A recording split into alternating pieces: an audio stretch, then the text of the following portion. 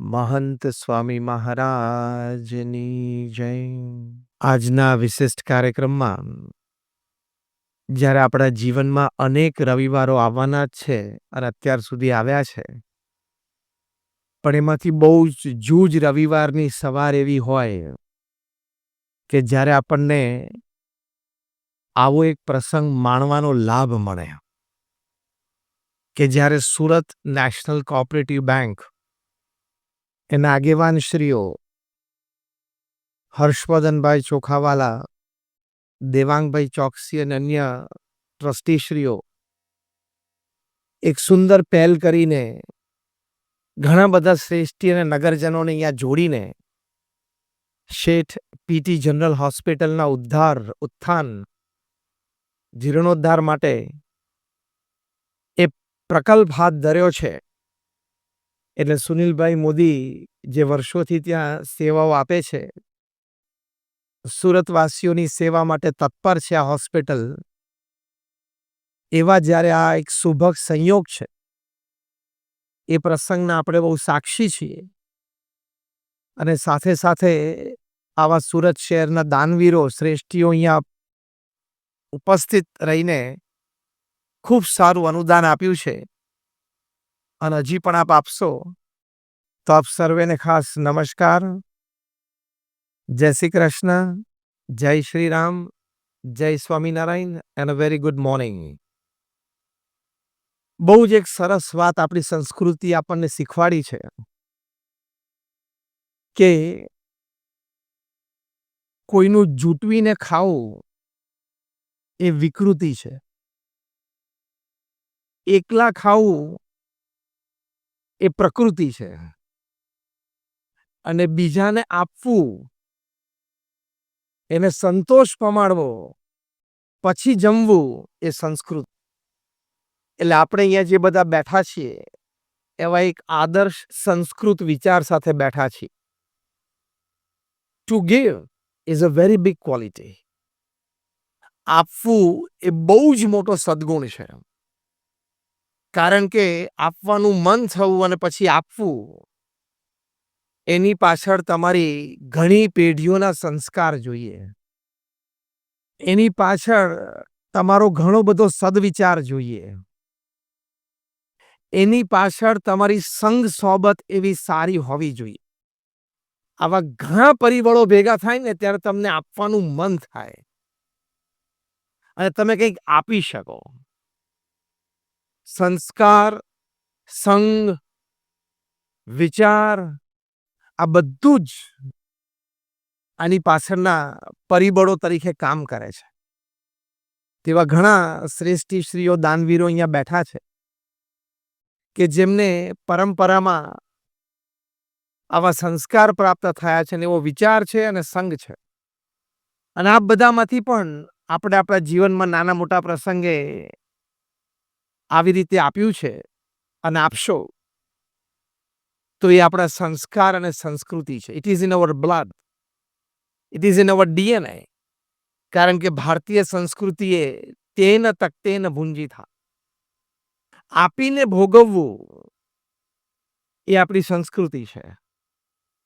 એ જે આપણા ઋષિમુનિઓનું મહાન સૂત્ર એ પરંપરામાં આપણને સૌને પ્રાપ્ત થયું છે, ખાલી શાબ્દિક રીતે નહીં, પણ મેં કહ્યું એમ it is in our blood, in our DNA, આપણા જીન્સમાં છે. એટલે તો આવા સુંદર કાર્યક્રમો થતા રહ્યા છે. મને નિમંત્રણ આપવા માટે દેવાંગભાઈ અને એમના સાથીઓ આવેલા. એમને કહ્યું કે એક કામ માટે આવવું છે. મેં કહું આવો. આવીને એમને વાત કરી કે આવી રીતનો એક કાર્યક્રમ છે. Without a seconds thought I said yes, I will come. એટલે આજે વહેલી સવારેથી મુંબઈથી નીકળીને હું નોન સ્ટોપ અહીંયા આવ્યો છું કાર્યક્રમમાં. એટલા માટે કે આ પ્રસંગનો મને પણ આનંદ આવે, મને પણ પ્રેરણા મળે. એક વાતાવરણ, એક ઓરા આવા પ્રસંગે ક્રિએટ થતું હોય છે. It has the power, that atmosphere, that aura has the power to inspire. પ્રેરણાની તાકાત છે આવા વાતાવરણમાં. એવો આ એક સુંદર કાર્યક્રમ છે. જો આપવું એ ભગવાને કુદરતનો એક નિયમ મૂકેલો. આપણે બધાએ સૂર્યમુખીનું પુષ્પ જોયું છે, હા કે ના? સૂર્યમુખી હોય એ હંમેશા સૂર્યને સન્મુખ રહે. સૂર્ય જ્યારે વાદળોથી ઢંકાયેલો હોય, એમાં કાળા વાદળો હોય અને સૂર્ય લેશ પણ એના દર્શન આપણને ન થતા હોય અથવા તેની તેજ રશ્મિઓના પણ દર્શન ન થતા હોય, કાળા વાદળથી ઢંકાયેલો હોય, ત્યારે જેને સૂર્યમુખીને જોયું હોય આંગળી ઊંચી કરો. જો ભાગ્યે જ કોઈ આંગળી ઊંચી કરી. એ વખતે તમે સૂર્યમુખીને જો કઈ દિશા તરફ જોવે છે, એ વખતે સૂર્યમુખી છે એ બંને એકબીજાની સામે હોય. પુષ્પો એકબીજાને ફેસ કરે, એકબીજાની સન્મુખ રહે. ત્યારે બહુ જ મોટું એક રહસ્ય એ વૈજ્ઞાનિકોને બાયોલોજીસ્ટના મનમાં આવ્યું કે why they face each other. એની ઉપર 8-10 વર્ષ સંશોધન ચાલ્યું. સૂર્ય સામે જોઈ રહ્યા, સૂર્ય ના હોય તો પછી નીચે અથવા તો ગ્રાઉન્ડ તરફ અથવા તો આજુબાજુ, પણ એકબીજાને સન્મુખ થઈ જાય. 8-10 વર્ષના આ સંશોધન પછી ખબર પડી કે સૂર્ય જ્યારે ઢંકાયેલો હોય ત્યારે સૂર્ય પાસેથી શક્તિ એમને ઓછી મળતી હોય તો એકબીજાને સન્મુખ થઈ જાય છે. જેની પાસે શક્તિ ઓછી હોય એવા પુષ્પને અન્ય પુષ્પ શક્તિ આપે છે. This is a scientific reality. આ એક વૈજ્ઞાનિક હકીકત છે. તમે આનું સંશોધન ગૂગલ ઉપર વાંચી શકો કે જે પુષ્પ પાસે એનર્જી સ્ટોર કરેલી હોય, એમ સુરત નેશનલ કોઓપરેટિવ બેંક પાસે થોડું સ્ટોર કરેલું છે અને તમે બધા દાતાઓ પાસે પણ સ્ટોર થયેલી એનર્જી છે, એનર્જીના ડિફરન્ટ ફોર્મ. તો અત્યારે એક સારી સમાજ સેવા સંસ્થા આ શેઠ પીટી જનરલ હોસ્પિટલને વધારે સારી રીતે સમાજની સેવા કરી શકે એવી એક તકની જરૂર છે, તો એ તક વખતે આ શક્તિ પૂરી પાડે છે. એવી રીતે જ સમાજ ચાલે. Share and care is the principle upon this earth, is rather the foundation of our existence. A human being, not only a human being, but any living existence upon this earth can survive only and only with share and care. ખાલી મનુષ્ય નહીં, પૃથ્વી ઉપર કોઈ પણ જીવંત અસ્તિત્વ ભાગીદારી વગર, ક્યાંકથી આપલે વગર, ક્યાંકથી સાર સંભાળ વગર એ જીવી ન શકે. આ સાર સંભાળ છે, આ એક આપલે છે. હવે તમે પૂછશો આપલે એટલે શું? તમે આપ્યું, તમે દાતાશ્રીઓએ દાન કર્યું, તો તમને મળ્યું શું? સમાજની પ્રસન્નતા મળી, ભગવાનની પ્રસન્નતા મળી, અને આ બંને પ્રસન્નતાના આધારે તમને આંતરિક આનંદ પ્રાપ્ત થયો. અંત સમયે, મૃત્યુ સમયે પણ તમે જ્યારે પથારી પર હશો ત્યારે તમે ખાલી આ એક પ્રસંગ યાદ આવશે કે આ શેઠ પીટી જનરલ હોસ્પિટલના એક કાર્યક્રમમાં મારાથી શક્તિ પ્રમાણે મેં દાન કરેલું. That thought at that time, at that stage in life, power to give you tears of joy. હર્ષના આંસુ એ વખતે પણ 20 વર્ષ પછી, 40 વર્ષ પછી પણ તમને આ પ્રસંગ આપી શકે છે. એ તમે મેળવ્યું આજે. અને એ વસ્તુ મફત નથી મળતી, અને એ વસ્તુ લાંચ આપવાથી નથી મળતી. એ નિસ્વાર્થ ભાવે આપવાથી જ મળે છે. તો કુદરતનો ક્રમ છે કે આપવું.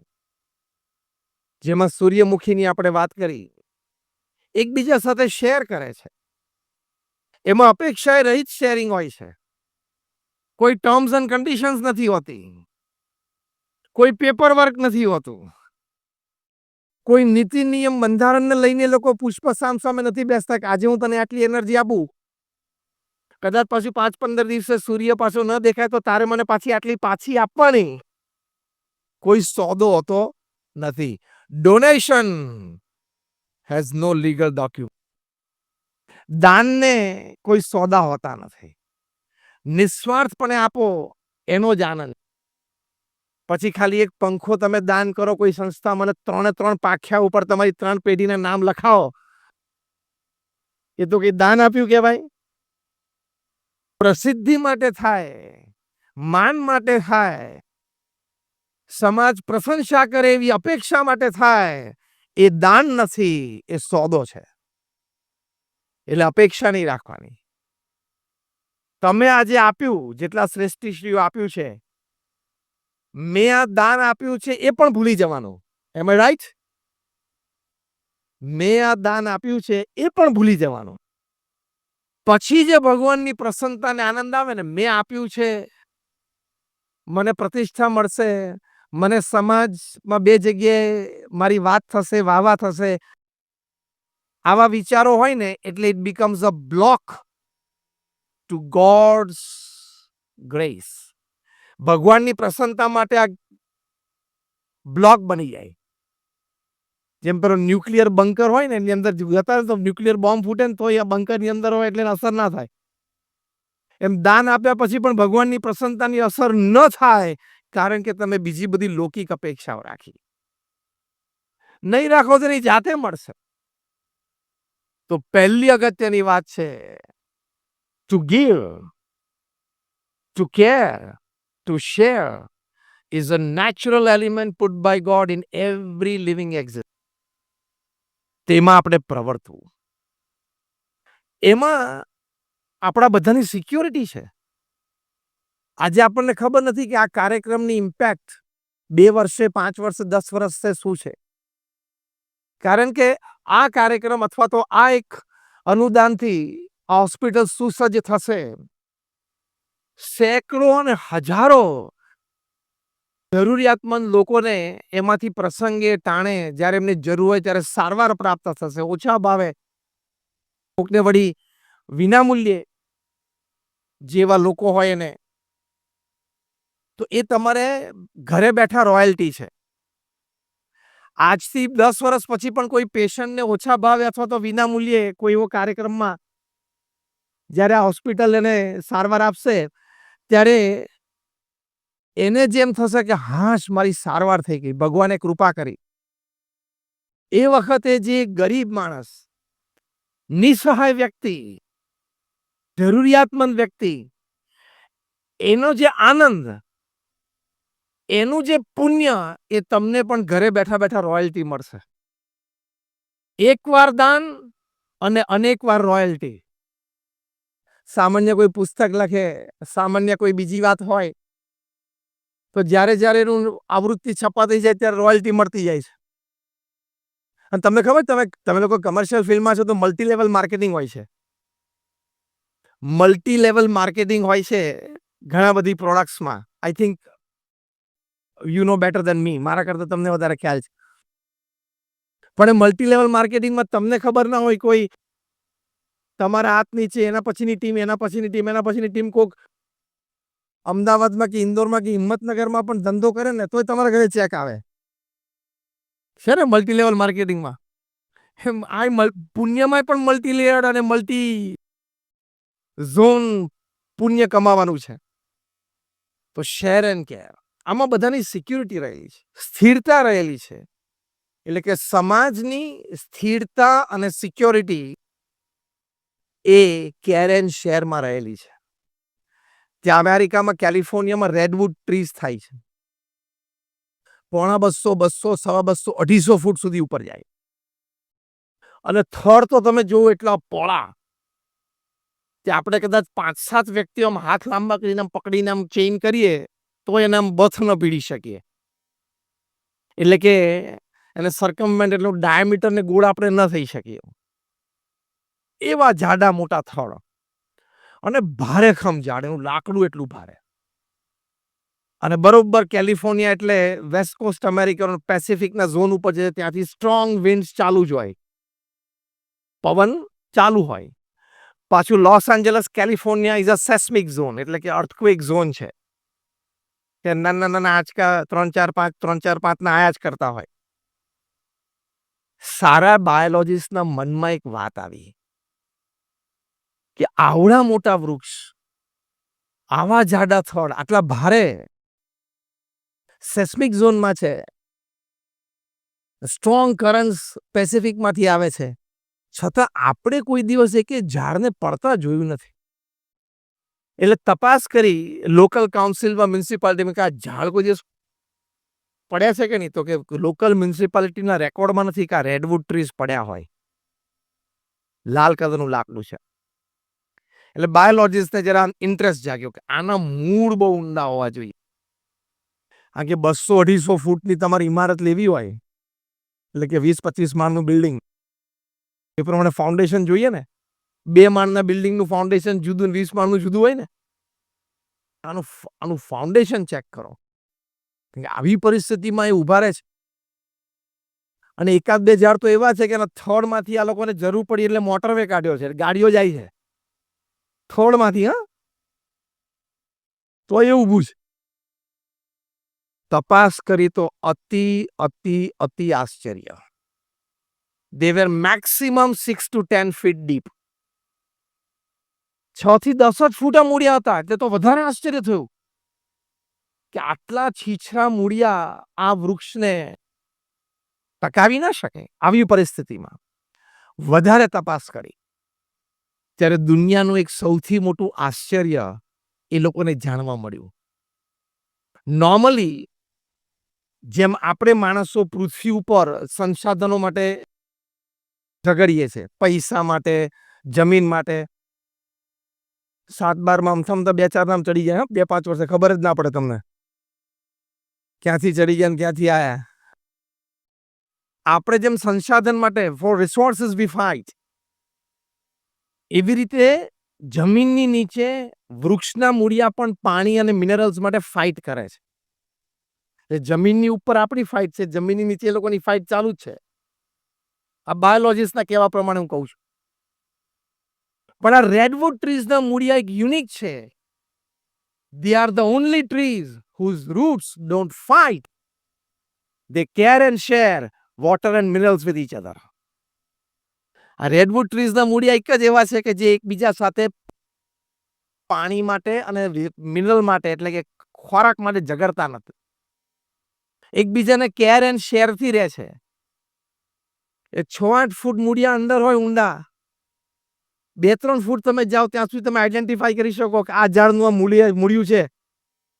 પછી તમને ખબર જ ના પડે કે આ કનું મૂળ. એકબીજા સાથે એન્ટેંગલ થઈ જાય, એકબીજા સાથે મળી ગયા હોય, ખબર જ ના પડે કે આનું મૂળિયું.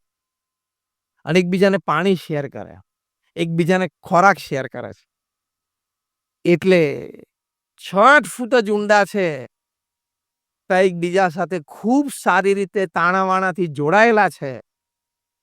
એકબીજા માટે કેર અને શેરની ભાવના છે અને કરે છે.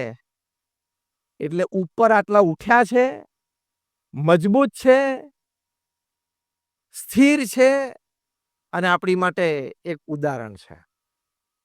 એટલે ઉપર ઉઠવું હોય, સ્થિર રહેવું હોય, સુરક્ષિત રહેવું હોય તો એકબીજા સાથે હળી મળીને, એકબીજા માટે પ્રેમ રાખીને, એકબીજાને મદદરૂપ થઈને બધા આપણે સાથે આગળ ચાલીએ એવી ભાવના રાખીએ તો સમાજ સુરક્ષિત અને સ્થિર છે. એનો આજે આ પ્રસંગ છે કે આ સુરત નેશનલ કોઓપરેટિવ બેંક અને શેઠ પીટી હોસ્પિટલે નક્કી કર્યું કે આપણે સાથે ચાલીએ. આપણે કેર અને શેરની ભાવનાથી કરી અને એક ઇનિશિયેટિવ લીધો બેંકે, તો ઘણા બધા વડીલશ્રીઓ બધા આગળ આવ્યા. હજી આવશે એ ભાવનાથી હું બોલું છું, એ હકીકત અને અનુભવથી બોલું છું. આજ સુધી પૃથ્વી ઉપર સારા કામ પૈસા અને માણસના વાંકે અટક્યા નથી અને અટકશે નહીં. આપણે એમાં ભળીએ એ આપણી સેવા છે. આપણે કદાચ એમાં ન ભળીએ તો બીજા 5 જણા, 10 જણા ને 25 જણા ભણનારા છે જ. તમે સુનિલભાઈ ચિંતા ના કરતા, તમારો પ્રોજેક્ટ આખો પૂરો થઈ જશે, સવાયું થશે. કારણ કે ઇટ્સ અ પ્રિન્સિપલ. સારા નિસ્વાર્થ કામો સમાજ માટે કરવા હોય એ આજ સુધી બીએપીએસ સંસ્થામાં અનુભવ છે. એ આજ સુધી કોઈ દિવસ પૈસાના અને માણસોના વાકે અટક્યા નથી. કરનાર વ્યક્તિઓની ભાવના નિસ્વાર્થ છે બંને બાજુ. એટલે ભગવાન કેટલાયને પ્રેરણા કરશે. જા આપી આવો, અને આપવા આવશે લોકો. અમે બીએપીએસ સંસ્થામાંથી હું આવું છું. દુનિયાની પ્રથમ 10 મોટી સંસ્થાઓમાં બીએપીએસ સંસ્થા છે. યુનાઇટેડ નેશન્સમાં અમારી પાસે પરમનન્ટ સીટ છે એઝ એન એનજીઓ. અને દુનિયાભરમાં અમે 1600 hospitals, hostels, schools, colleges, community centres, સંસ્કાર કેન્દ્ર, મંદિર અને અક્ષરધામ ચલાવીએ છીએ. 1600 સંપૂર્ણ અમે તો એનપીઓ છીએ, નોન પ્રોફિટ ઓર્ગેનાઇઝેશન. ચેરિટી ઉપર જ જીવીએ છીએ. એટલે હું અનુભવથી તમને આ વાત કરું છું કે સારા કામ પૈસા ને માણસના વાંકે નહીં અટકે. એ તમારી ભાવના જો શુદ્ધ હોય તો લોકોને અને રિસોર્સિસને તમારી પાસે આવવું જ પડશે. You become a magnet. જે મેગ્નેટ અહીંયા હોય તો જેટલી લોખંડની વસ્તુ એ બધાને આકર્ષી લે ને, નાની ખીલ્લી હોય ઇત્યાદિ, તરત આકર્ષી લે. એમ તમારા હૃદયમાં શુદ્ધ ભાવના હોય કે અમારે શુદ્ધ ભાવે આપવું છે, અને લેનારને શુદ્ધ ભાવના હોય, અને છે જ બંને બાજુ, કે આપણે એ ધનનો ઉપયોગ સમાજ માટે કરવો છે, તો રિસોર્સિસ હેવ ટુ કમ. જો પ્રમુખ સ્વામી મહારાજે એક જ જીવન ભાવના રાખી. આપ સૌએ પ્રમુખ સ્વામી મહારાજના દર્શન તો કર્યા હશે. Just rays your hands. બધા જ એક ભાવને એમણે જીવનમાં રાખી. બાકી 5 ધોરણ ભણેલી એ વ્યક્તિ અંગ્રેજીનું એક વાક્ય સરખું ના બોલી શકે. Forget English, not even Hindi. પણ એમની ભાવના શેર એન્ડ કેરની હતી. પ્રમુખ સ્વામી મહારાજનું જીવન સૂત્ર હતું, જે જીવન સૂત્ર ઉપર એ 95 વર્ષ આ પૃથ્વી ઉપર જીવ્યા. બીજાના સુખમાં આપણું સુખ, બીજાના આનંદમાં આપણો આનંદ, અન્યની પ્રગતિમાં આપણી પ્રગતિ. બસ આ એક વાત મનમાં રાખી, આ એક જીવન સૂત્ર લઈને ચાલ્યા. તો મેં કહ્યું એમ, એમણે 45 વર્ષના ગાળામાં પોતાના જીવનકાળ દરમિયાન 1300 સમાજ સેવા સંસ્થાઓ એકલા હાથે ઊભી. હોસ્પિટલની વાત છે ત્યારે અહીંયા અડાજણમાં જ અમારી પ્રમુખ સ્વામી હોસ્પિટલ છે. કોરોના વખતે ફૂલ ફ્લેજેડ અમે આખી હોસ્પિટલ કોરોનાને સમર્પિત કરેલી, અને સુરતવાસીઓને ઘણી બધી રાહત રહેલી. એવી રીતે હોસ્પિટલની બાજુમાં અમારી સ્કૂલ છે, બીએપીએસ સ્વામિનારાયણ વિદ્યા મંદિર સ્કૂલ છે. આ બધું મંદિરના કેમ્પસમાં જ છે. એકલા હાથે 1300. આ પૃથ્વી ઉપર વિશ્વ વિક્રમ છે. કોઈ એક વ્યક્તિએ 1300 સમાજ સેવા સંસ્થા જમીનથી ઊભી કરી હોય એવી પ્રમુખ સ્વામી મહારાજ એક જ વ્યક્તિ છે અત્યારે 8 અબજની વસ્તીમાં. એટલે પહેલા તો 1300 જમીનો સંપાદન થવી એટલે શું? અને એક વ્યક્તિના જીવનકાળ દરમિયાન એક વ્યક્તિ દ્વારા. Are you getting the statistics what I'm talking? Are you getting the numbers what I'm talking?